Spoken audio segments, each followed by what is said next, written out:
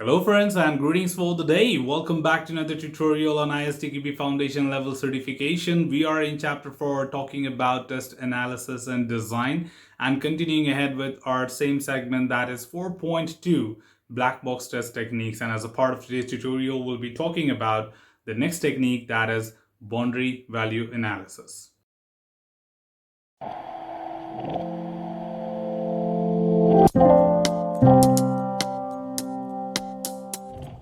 Well, to talk about boundary value analysis, of course, it's just similar to that of the equivalence partition, and we have covered much fundamentals right there in our previous techniques itself.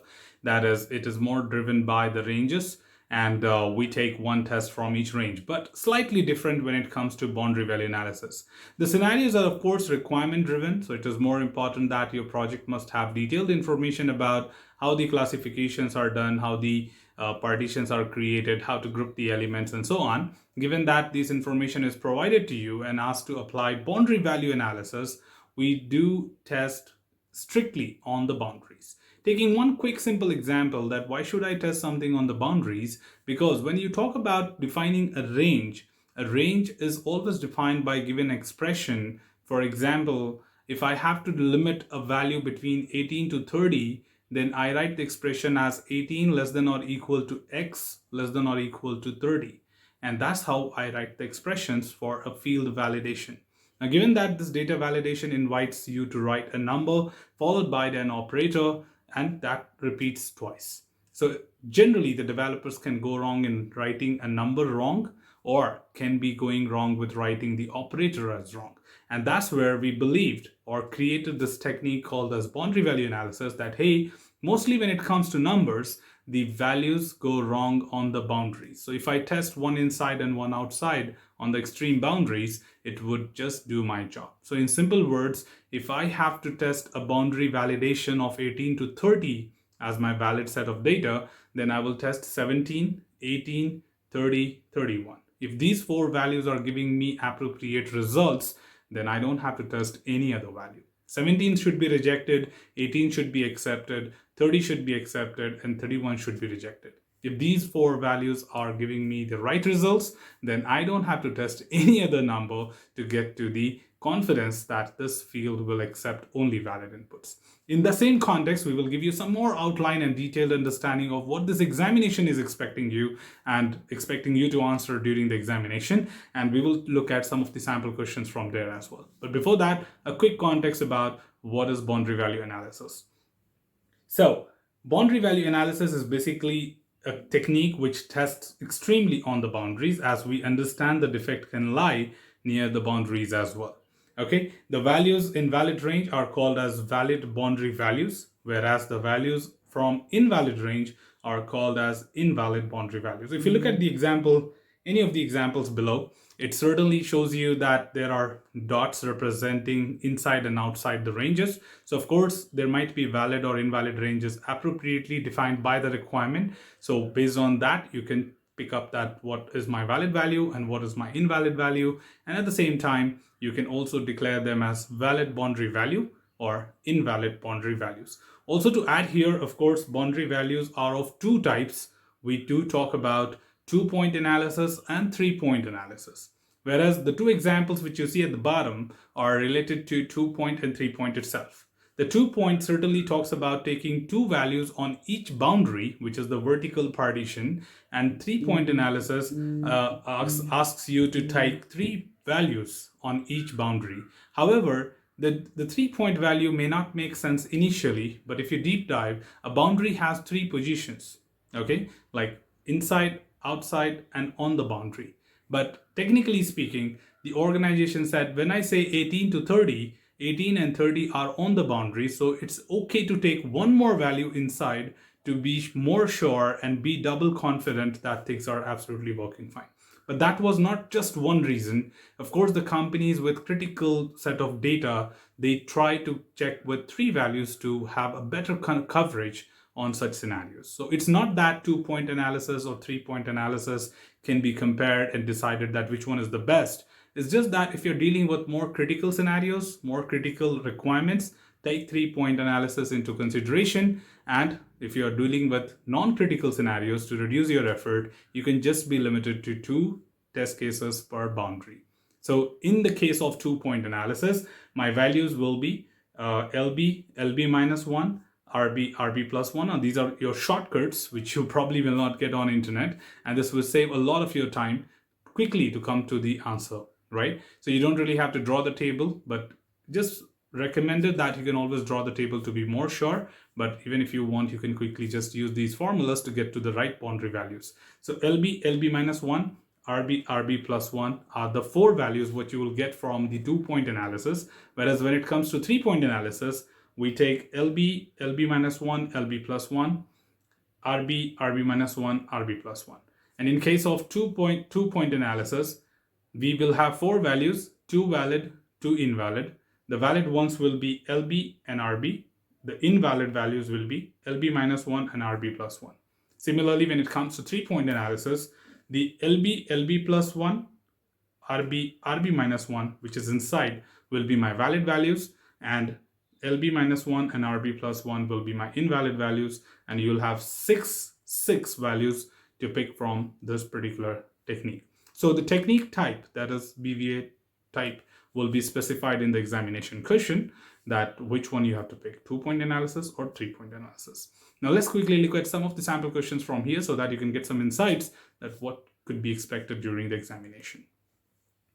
So right here on your screen, you find an example. It says a text field in an application accepts input as the age of the user. Now, pretty much we understand that age can be any number which people can live upon, and I certainly cannot do exhaustive testing here. So that's where we are trying to reduce our test cases, but never be driven by the context, because don't think about, okay, what about this person age? What about that person age? What about senior citizen and sort of thing? Now, you don't put your inputs into the context. You just have to follow the statements, get to the data, draw the table, get the answer. Okay, never get influenced by the context, because sometimes the contexts are purposefully written in a way that you get confused. Okay, so that's one thing. Here, the age of the user will be considered. Here, the values allowed to be accepted by the field is between 18 to 30 years, inclusive of both the values. So they will clearly specify whether you have to include or not. But however, mathematically, when you say between, it is inclusive of both the values. Okay. Additionally, the question says, by applying 3-point boundary value analysis, what is the minimum number of test cases required for maximum coverage? Now, right here, if you look at the technique very clearly, or with the table what we have on the screen, we by default know that there will be 6 test cases required because it is 3-point analysis. And there are 3 partitions. Of course, people live younger than 18 years and older than 30 years. So we will certainly be taking 6 test cases. And the very straightforward, the right answer should be B, that is 6. So all you have to do is this. Maybe the question looks pretty longer, but you have to be very confident with what exactly is being asked to you and what could be the right answer there.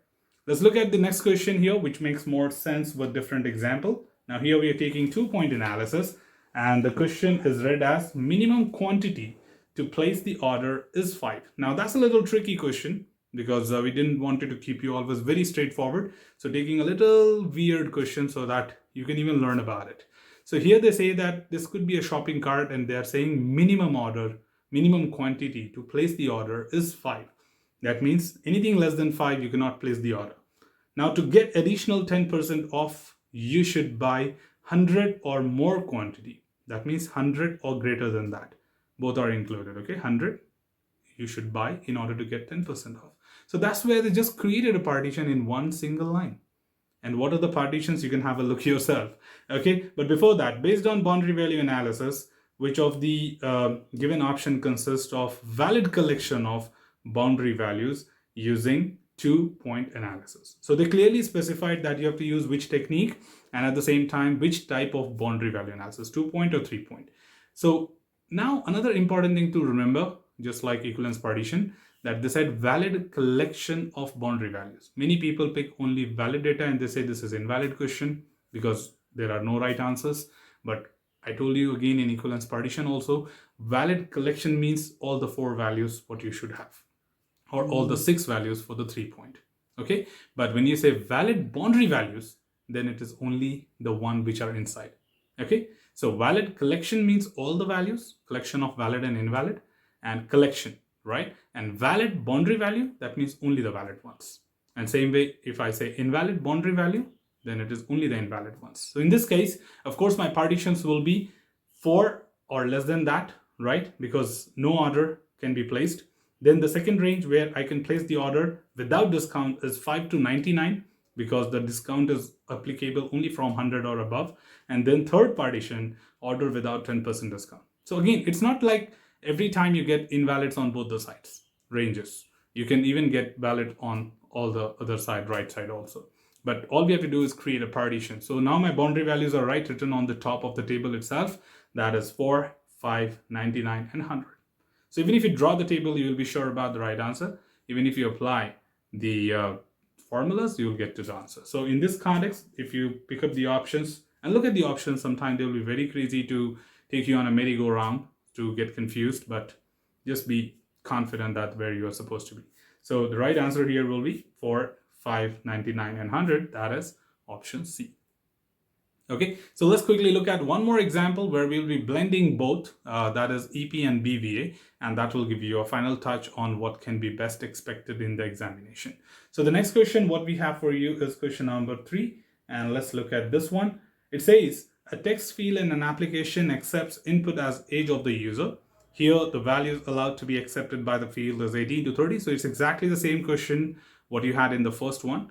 And right here, we are saying by applying EP and 2-point boundary value analysis, which of the given option consists of valid boundary values and valid equivalence value. Now, the only ask here is that they want to know only the valid set of values, not the collection, but common from both the techniques. So in this case, you should apply both the techniques independently first, and then take what is valid among them.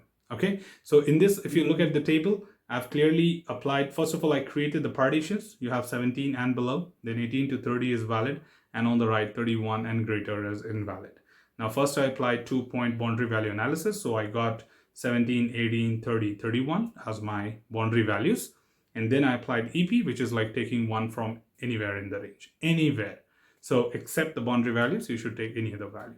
Now, on top of it, we need to select only the valid ones. So I encircle the valid part, which is 18, 30, or for EP, any value between 18 to 30. So in that context, if you look at option A, 17 is invalid, so you should rule it out.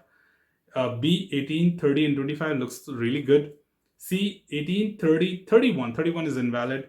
And D, 19, 20, and 31. 31 is invalid again. So even if you just start separating out, you'll get to the right answer. That the right answer is B, 18, 30, and 25, collection of valid boundary values and valid equivalence class value.